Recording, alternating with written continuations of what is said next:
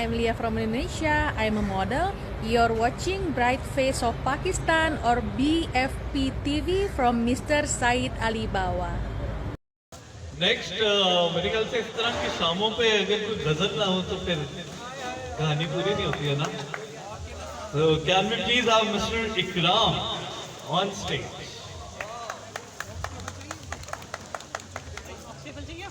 One of my lovely wife, and it's good to have lovely people around you.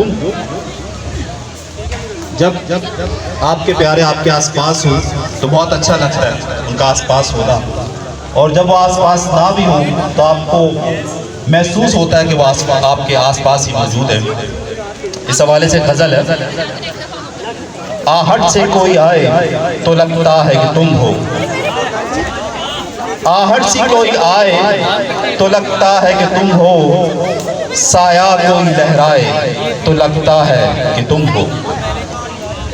जब शाह कोई हाथ लगाते ही चमन में, जब शाह कोई हाथ लगाते ही चमन में, शर्माए लचक जाए तो लगता है कि तुम हो.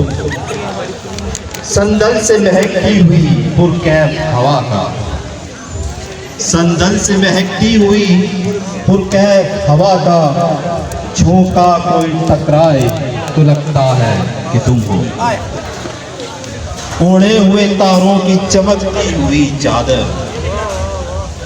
ओढ़े हुए तारों की चमकती हुई चादर, नदी कोई बल खाए तो लगता है कि तुम हो. आखिरी शेर है इस बदल का.